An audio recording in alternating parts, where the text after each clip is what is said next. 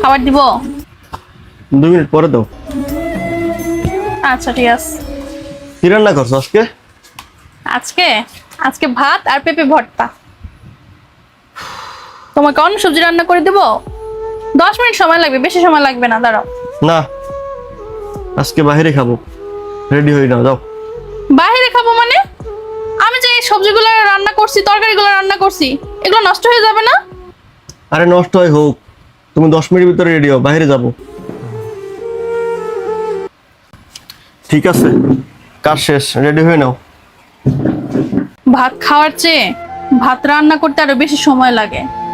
ভাত রান্না করার চেয়ে ভাত কামাই করে আনতে আরো বেশি সময় লাগে। ভাত কামাই করার চেয়ে মাঠে ফসল ফলাইতে আরো বেশি সময় লাগে।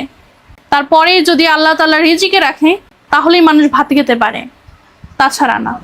তাই আমার মা সবসময় একটা কথাই বলে, ভাত খাওয়ার সময় খুশি মনে যে রিজিক দান করছে তার শুকরিয়া আদায় করতে, এবং যে ফসল উৎপাদন করছে, যে কামাই করে ঘরে আনছে, যে রান্না করছে, সবাইকে ধন্যবাদ দিতে।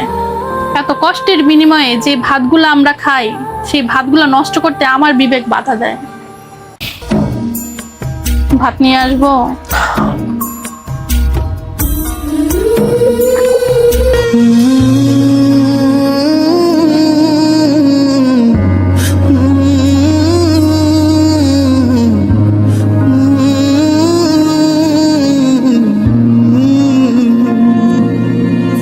Na